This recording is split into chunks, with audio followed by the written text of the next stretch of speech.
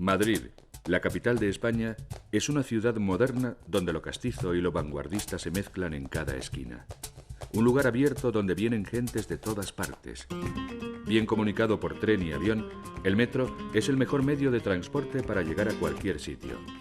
Si no queremos elegir el metro o el autobús, siempre podremos pasear entre sus calles. Cuando las fuerzas nos flaqueen, las cafeterías nos darán el descanso que necesitamos en el paseo por una ciudad tan agradable al caminante. De Madrid al cielo, dice un dicho, lo que explica muy bien lo que casi 6 millones de habitantes piensan de su hogar. Un hogar plagado de espacios para el ocio y monumentos cargados de historia. Un lugar, en definitiva, que camina hacia Europa tratando de no perder sus tradiciones ni olvidar su pasado. Makrit o Majerit fue creada por Mohamed I por la necesidad de defender Toledo de los ataques castellanos. El nombre significa ciudad de abundantes aguas, por estar asentada sobre multitud de manantiales subterráneos y por los canales construidos por los propios árabes para bajar el agua desde la sierra. Sería Alfonso VI quien reconquistaría la ciudad para los cristianos, los cuales acabarían deformando el nombre hasta el Madrid que conocemos hoy. Felipe II, monarca del que se decía que en su reino no se ponía el sol, trasladó la capital de Toledo a Madrid, siendo inamovible desde entonces. Para ello, se ordenó la construcción del Palacio del Alcázar como residencia real. Tras su incendio en 1734, Felipe V de Anjou, primer rey de la dinastía de los Borbones, mandó levantar otro palacio sobre las ruinas del anterior. El encargo del nuevo Palacio de Oriente fue recibido por Filippo Juvara, pero su muerte hizo pasar las obras a manos de su discípulo Giovanni Sacchetti. El palacio, de elegantes formas italianas y francesas, presenta 2 niveles, uno inferior con un gran zócalo en forma de basamento almohadillado al que se abren las ventanas del piso bajo y otro superior que corresponde a la parte noble. El edificio se remata por una gran cornisa y balaustrada. La fachada está inspirada en los dibujos que Bernini realizó para el Palacio del Louvre, en París.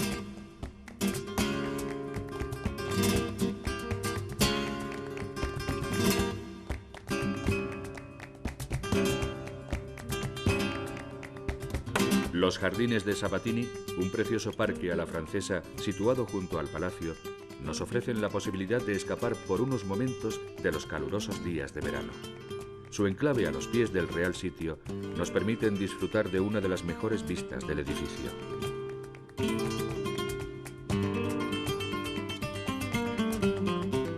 Al este se encuentra la Plaza de Oriente, enmarcando una de las zonas favoritas escogidas por los madrileños para el paseo. José Bonaparte ordenó demoler los edificios que se encontraban aquí para crear esta plaza en forma de estribo, para la mejor contemplación de palacio, y que en su momento sirvió también como escenario de ceremonias de Estado. Los extremos de la plaza los jalonan una serie de estatuas de los reyes godos que antes adornaban la cornisa de palacio. Cuenta la leyenda que Isabel II, reina de España a mediados del siglo XIX, tuvo un sueño en el que las estatuas se le caían sobre la cabeza.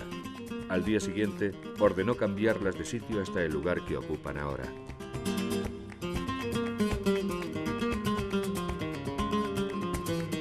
El centro de la plaza lo preside la estatua ecuestre de Felipe IV, basada en un diseño del genial pintor Velázquez y realizada en bronce por el florentino Pietro Tacca. Los cálculos que hacen mantenerse al caballo en equilibrio sobre sus patas se deben a un estudio de Galileo, dándole al conjunto una gran sensación de movimiento. Justo enfrente a la efigie de Felipe IV encontramos el monumental Teatro Real de la Ópera de Madrid, de planta hexagonal. Originariamente construido en el siglo XIX, la última remodelación tuvo lugar en la pasada década, abriendo sus puertas de nuevo al público en 1997 con la representación de La vida alegre de Manuel de Falla.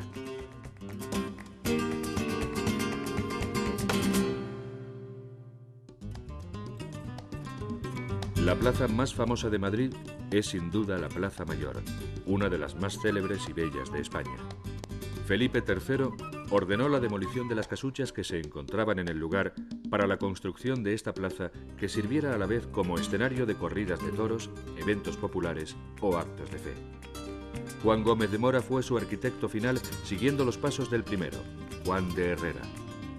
Hoy se juntan en la plaza turistas, pintores, caricaturistas, vendedores de sellos y gentes que simplemente pasean por uno de los lugares más castizos.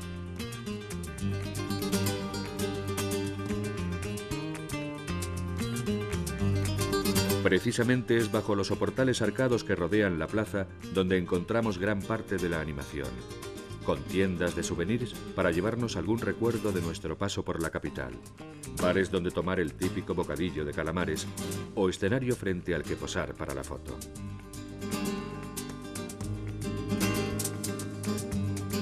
Su edificio más famoso es la Casa de la Panadería, con frescos alegóricos al tiempo en sus muros. Presente, pasado y futuro enmarcan las ventanas que miran a la Plaza Mayor. Estas pinturas son el resultado de un concurso realizado en 1992 para restaurar las originales del siglo XVII que se habían perdido en un incendio. Con ello, su autor, el artista Carlos Franco, le ha devuelto al edificio todo su antiguo esplendor.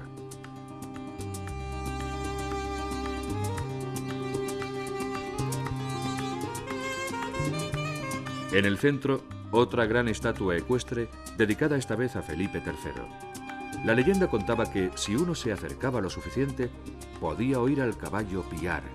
Sí, piar. Pero más que a un embrujo, se comprobó en un traslado momentáneo del lugar que se debía a que los pájaros habían anidado dentro de las fauces del caballo. Se tapó la abertura de la boca y se acabó con el misterio.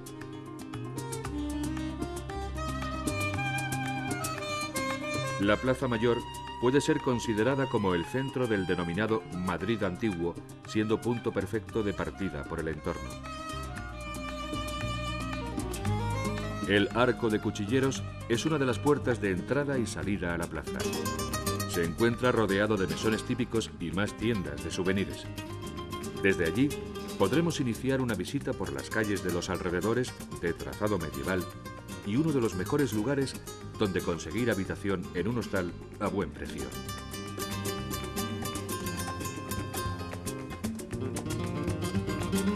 A un paso se encuentra la Puerta del Sol, verdadero centro de operaciones de Madrid, núcleo neurálgico donde se dan cita vehículos y viandantes a partes iguales. Bajo el reloj se encuentra situado el kilómetro cero de todas las autopistas que salen de aquí al resto del país, indicado en el suelo con una pequeña marca que pasa casi inadvertida. Al magnífico edificio de correos se le añadió una torre con un reloj que tradicionalmente marca la entrada al Año Nuevo, convirtiendo la Puerta del Sol en una algarabía de gentes festejando el evento. Allí se encuentra el escudo de la ciudad, el oso y el madroño. Desde Sol salimos a la calle Preciados, uno de los núcleos más fuertes de comercios de todo Madrid, donde se concentran las grandes superficies junto a las pequeñas tiendas especializadas.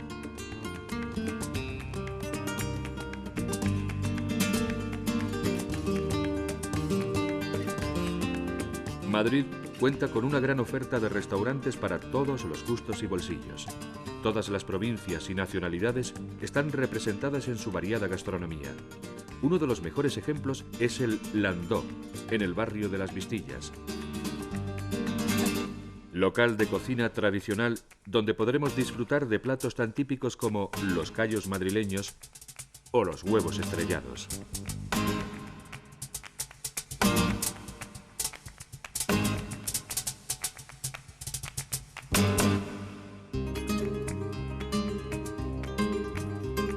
Madrid, como buena capital europea, dispone además de buenos ejemplos de cocina internacional.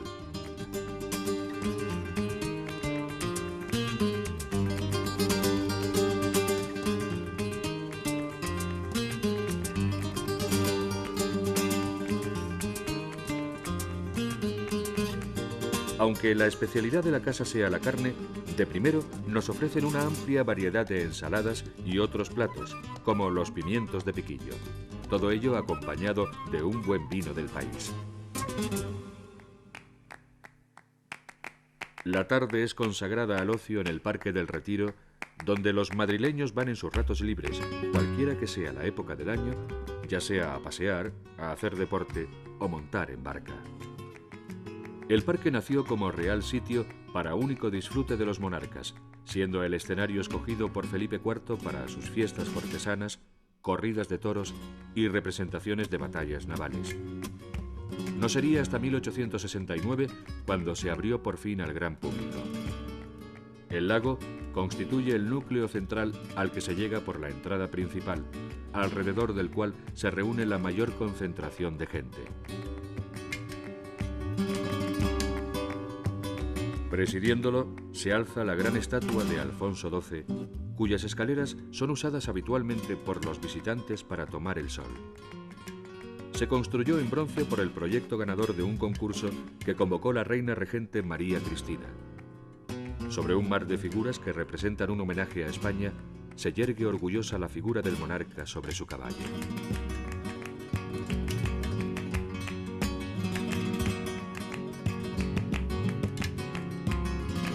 Al sur se encuentra el Palacio de Cristal, una bella construcción de hierro y cristal basada en el diseño del Crystal Palace de Londres. Obra de Ricardo Velázquez Bosco, fue concebido como pabellón estufa o invernadero para albergar la muestra de plantas exóticas traídas de Filipinas en 1887. Tiene planta en forma de iglesia gótica con ábside y portada de estilo clásico con columnas jónicas. Hoy se utiliza como escenario temporal de exposiciones de fotografía o pintura de entrada libre.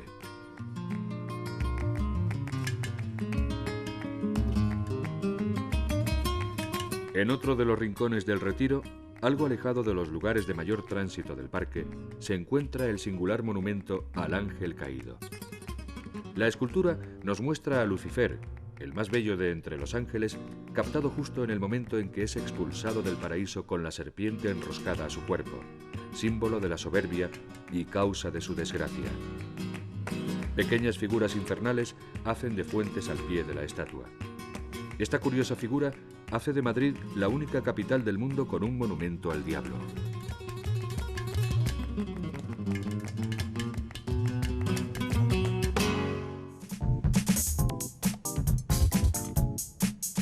La noche se hace eco de la faceta más mundana de la ciudad, a la vanguardia de las últimas corrientes en los sonidos de las pistas del mundo. La mañana del domingo se dedica a una visita obligada por el popular rastro. Su origen se remonta al siglo XVII, cuando nació siendo un mercadillo al aire libre para la venta de carnes recién salidas del matadero. Por el rastro que dejaban las piezas de carne al ser arrastradas por el suelo, el lugar recibió su peculiar nombre. Desde entonces, no ha dejado de crecer y ganarse la merecida fama de que se puede encontrar todo lo que se busque.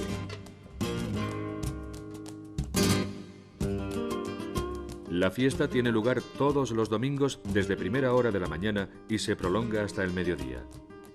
Desde la Plaza del Cascorro hasta casi llegar a la Puerta de Toledo, miles de personas van en busca de la ganga o simplemente a curiosear. Entre sus tenderetes podemos encontrar discos usados, ropa, bisutería, accesorios para mascotas, libros y tebeos e incluso gente alrededor de la Plaza del Campillo intercambiando cromos, cómics y en general cualquier cosa que se pueda coleccionar.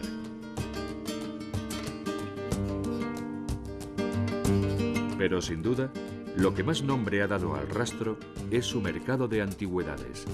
Si bien ya no es tan fácil encontrar piezas de valor a precios tan bajos, sigue siendo merecedor de un vistazo. A lo largo de la ribera de Curtidores se extienden los puestos de antiguallas que pasan a ser tiendas el resto de la semana, aunque con mucha menos expectación y sin posibilidad de regateo. Desde muebles hasta obras de arte se juntan en un revoltijo de cosas ordenadas al azar en el que rebuscar hasta tener suerte. El rastro es un espectáculo que se sucede domingo a domingo con gran afluencia de público, una de las costumbres más arraigadas de Madrid y una visita imprescindible.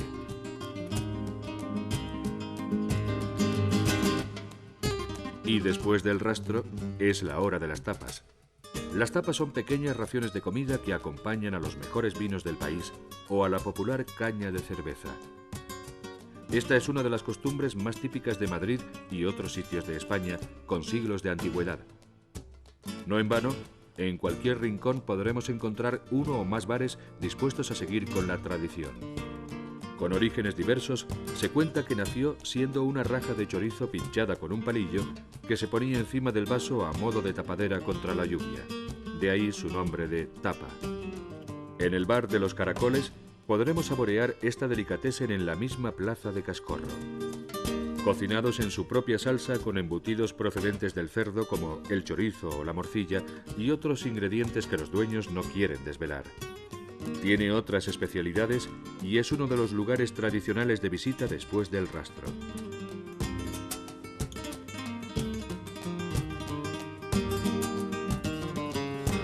En la casa del abuelo podremos probar las deliciosas gambas al ajillo o a la plancha.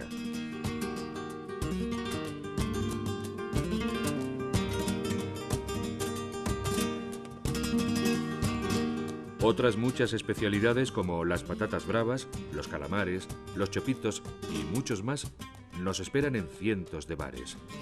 El madrileño tiene costumbre de hacer su vida social en ellos al acabar la jornada de trabajo para charlar de las incidencias del día o para divertirse.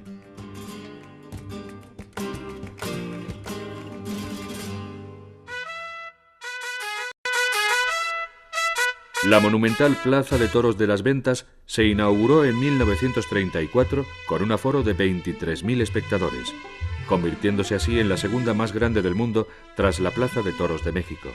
No obstante, es considerada la primera plaza en importancia, por lo que suele ser reconocida como la Catedral del Toreo. Este bonito edificio, con predominio de estilo mudéjar, cuenta con escudos de cada comunidad autónoma en la parte superior de las ventanas del primer piso. Aunque a veces acoja otros eventos, es en el arte del toreo donde encuentra su función principal. El exigente público taurino de Madrid ha hecho que quien triunfara en su ruedo fuera reconocido después en el resto de plazas del mundo. Así lo hicieron toreros de la talla de Curro Romero, el Litri o el malogrado Manolete. La temporada se extiende desde marzo a noviembre, incluyendo la Feria de San Isidro, con corridas cada día del mes de mayo. El edificio en sí ya es motivo de una visita, que incluye un museo taurino. Pero sin duda, lo mejor es acudir a presenciar una corrida de toros en tan imponente escenario.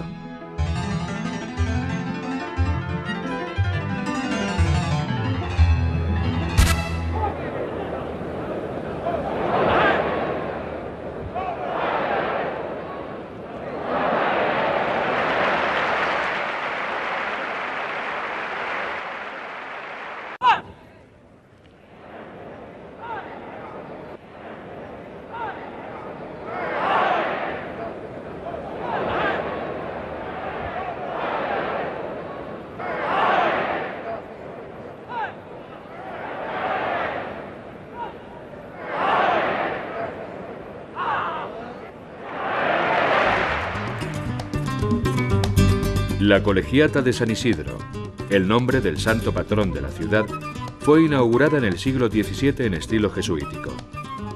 Sirvió como catedral oficiosa de Madrid hasta que se completó Nuestra Señora de la Almudena. A pocos pasos se encuentra la iglesia de San Francisco el Grande. Fue construida en diferentes etapas en las que colaboraron gente como Ventura Rodríguez o Francesco Sabatini sobre un templo anterior cuya fundación se atribuye a San Francisco de Asís. Como resultado, tenemos una bonita fachada neoclásica dentro de un concepto completamente barroco. De planta circular, su interior presenta 6 capillas simétricas decoradas con frescos que aportan una gran serenidad al conjunto.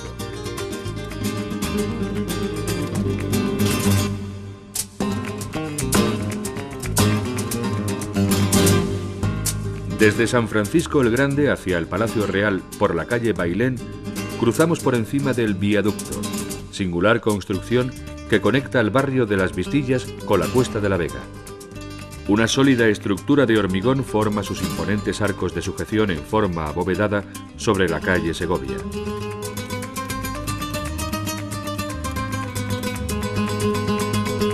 A lo lejos se puede observar la Catedral de la Almudena. El viaducto fue un proyecto largamente esperado desde la terminación del Palacio de Oriente, pero no sería hasta principios del siglo XX cuando se llevó a cabo. El viaducto se convirtió durante muchos años en el lugar favorito de los madrileños que querían suicidarse, ante lo que el alcalde optó por la puesta de unas vallas que impidieran la tarea, pero no taparan la vista. El barrio de Huertas, también conocido como el barrio de las Letras, es una zona habitualmente vinculada al mundo literario, ya que durante la Edad de Oro de las letras españolas acogió en sus viviendas a grandes plumas de la literatura castellana. El Teatro Español o Teatro Nacional preside la Plaza de Santa Ana, donde se representan obras clásicas de los autores que deambularon por sus calles siglos atrás, como Lope de Vega o Tirso de Molina, grandes dramaturgos de talla internacional. Frente al teatro se encuentra la estatua de otro de los grandes moradores del barrio de Huertas, Calderón de la Barca.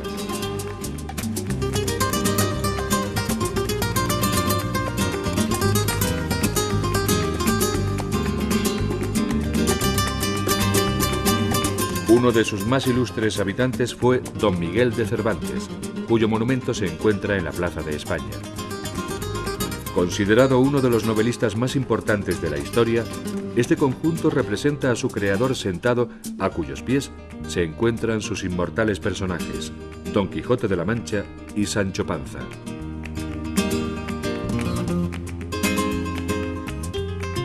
Dos grandes edificios presiden la plaza.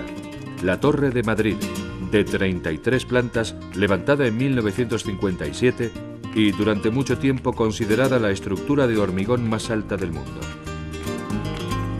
Y el edificio España, considerado un éxito de la dictadura del general Franco, construida entre 1948 y 1953 con diseño de los hermanos Otamendi.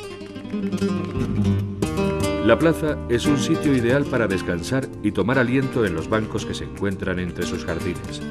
Sitio de paso también para el tráfico, constituye la puerta de entrada a la Gran Vía.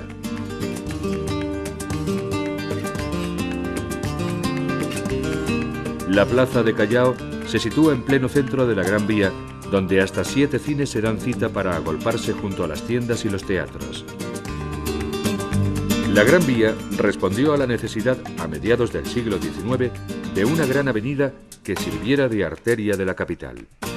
Para ello, se erigieron edificios de estilos diversos que se convirtieron en lo mejor de la arquitectura moderna de la capital, como el edificio La Estrella en el número 10 o el edificio Metrópolis, diseñado por Jules y Raymond Février para la compañía de seguros La Unión y el Fénix.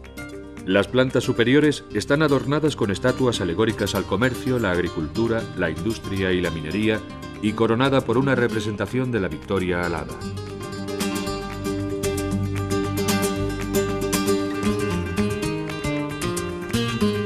La Gran Vía nos lleva por la calle de Alcalá hasta la Fuente de la Cibeles, uno de los mayores símbolos de Madrid. Sobre un mar de coches, tirada de un carro por Atlanta e Hipomenes convertidos en leones, se levanta la diosa de la agricultura. Más difícilmente visible se encuentra Atis en pleno trance de convertirse en vegetal en la parte delantera del carruaje. A la espalda del carro, 2 amorcillos arrojan agua de sus cántaros. Diseño de Ventura Rodríguez, se le considera su obra maestra por la elegancia y serenidad que desprende.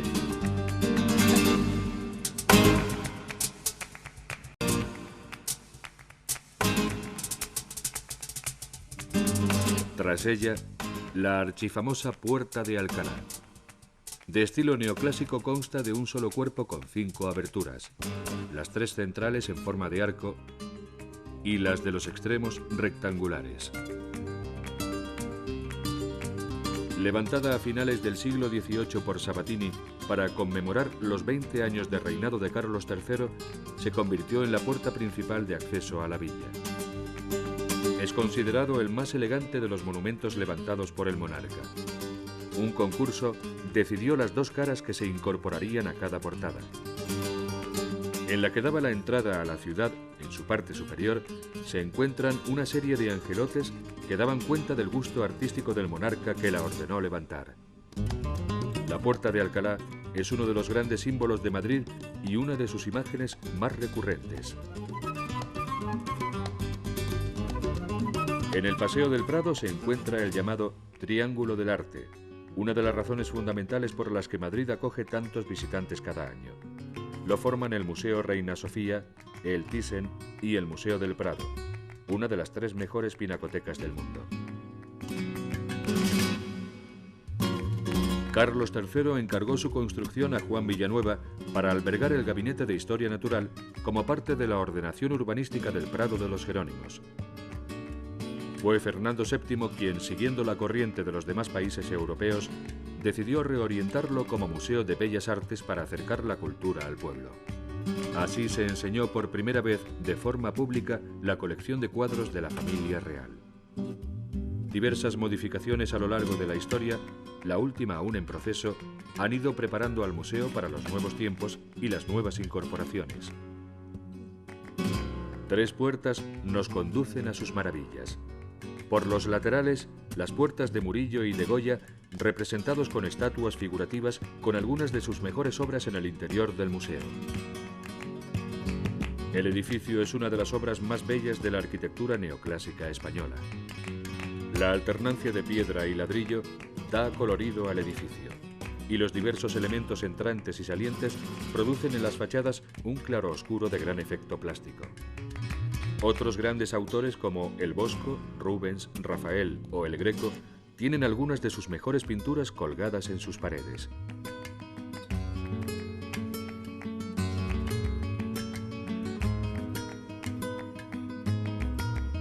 Y por el centro, la puerta que homenajea a uno de los genios de la pintura universal, Velázquez.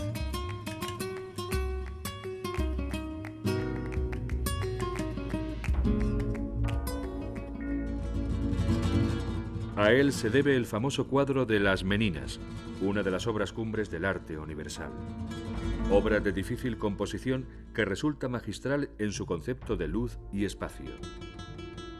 Comúnmente se tiende a pensar en la historia representada como una visita que hace la infanta Margarita a Velázquez en su estudio para ver el cuadro que está pintando. Una de las meninas le ofrece un vaso de agua que probablemente ha pedido. Los reyes, a quienes vemos reflejados en el espejo, situados fuera del cuadro, en el espacio del espectador, acceden al estudio, lo que atrae las miradas de los presentes, haciéndoles proyectar la vista fuera de la pintura, hacia nosotros, quedando así integrados dentro de la obra.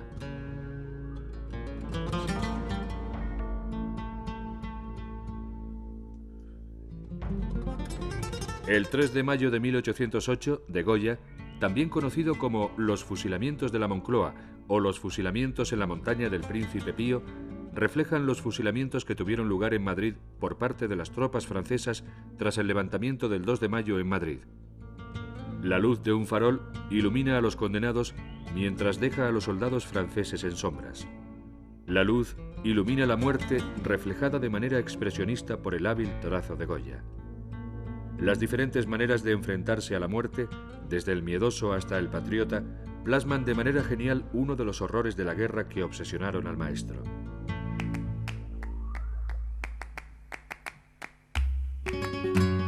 El Centro de Arte Reina Sofía, dedicado al arte contemporáneo, alberga obras de autores españoles de talla internacional como Joan Miró, Salvador Dalí o Pablo Picasso, cuya obra más famosa, el Guernica, se ha convertido en la joya del museo.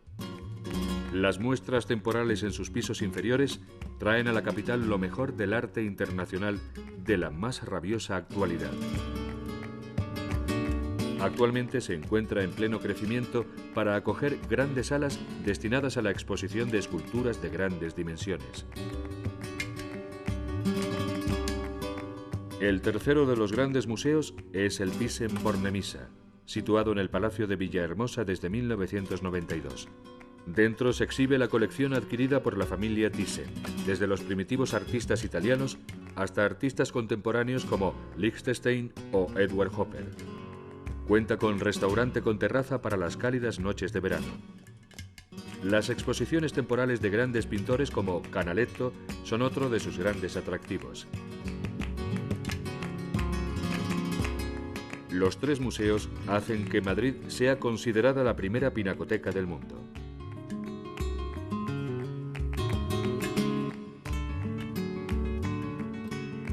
El Palacio de Villahermosa hace esquina con la Fuente de Neptuno, que representa un carro en forma de concha tirado por dos caballos marinos sobre el que se alza la figura del dios de los mares erguido y orgulloso.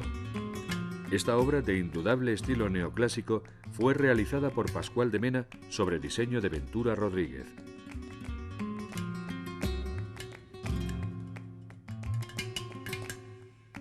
Neptuno se encuentra en el centro de la oferta hotelera más elegante de Madrid. En la misma plaza se encuentran dos de los hoteles más lujosos y con más prestigio de la ciudad. El Hotel Ritz, construido por orden de Alfonso XIII para albergar a los invitados a su boda, con 158 habitaciones decoradas en estilos diferentes. Y el Hotel Palace, sitio histórico por ser centro de reunión de la cultura a principios de siglo y el primer lugar donde las mujeres podían tomar té sin acompañante.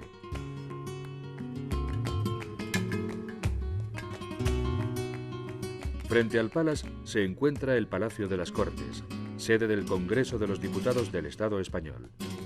De estilo neoclásico, es junto al Teatro Real y la Biblioteca Nacional uno de los edificios más notables del siglo XIX. Escenario del cambio de la dictadura a la democracia en España, vivió también momentos difíciles, como el intento de golpe de Estado del teniente coronel Tejero. 6 grandes columnas corintias sostienen el bello frontispicio con bajorrelieves de Ponzano. Sus figuras, de gusto clásico, representan a España abrazando la Constitución, rodeada de la justicia, la ciencia o la agricultura. Procedentes de los cañones fundidos de la Guerra de Cuba, son los 2 grandes leones de bronce que presiden la entrada, también obra de Ponzano.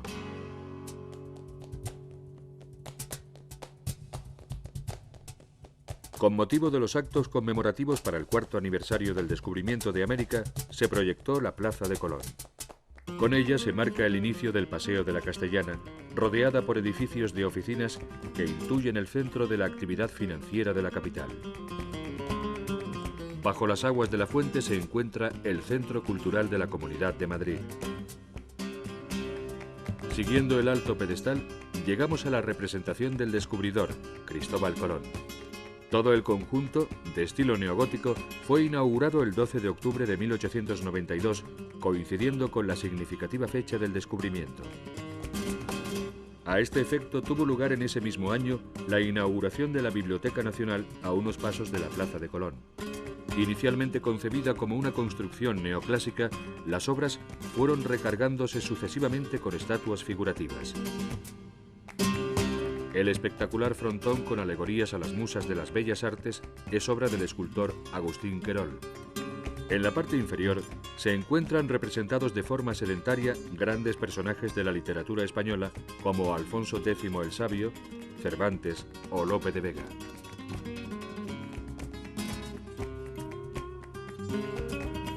También en la Castellana se encuentra el estadio de fútbol Santiago Bernabéu, donde juega el Real Madrid y donde podremos disfrutar con el elegido mejor equipo de fútbol del siglo en las grandes citas europeas o en uno de los encuentros de la Liga Española, considerada como una de las mejores a escala internacional. El pasado mes de marzo de 2002, el club cumplió su centenario de existencia. La sala de trofeos de entrada gratuita da buena cuenta de los éxitos cosechados hasta el momento.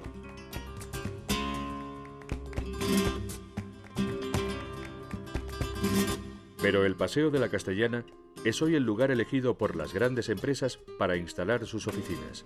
Sin duda, la gran arteria de la vida económica de la capital, jalonada por palacios, oficinas y embajadas. Formó parte del plan de ensanche efectuado en el siglo XIX, situando los grandes palacios de la burguesía a lo largo de su avenida. A mediados del siglo pasado, comenzó a poblarse de grandes edificios de oficinas como los que se encuentran en la Plaza de Azca o en los nuevos ministerios.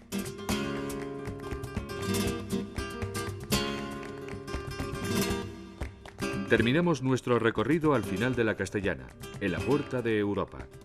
Dos rascacielos inclinados, también llamados Torres Kío, de reciente creación. La inclinación de 15 grados de los 27 pisos de cristal y granito fue conseguida gracias a una poderosa estructura vertical central que recibe el peso de cada edificio.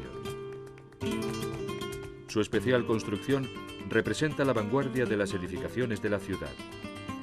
Obra de John Burgee y Philip Johnson, es un gran ejemplo de los nuevos rascacielos que se siguen levantando a cada momento en la Castellana.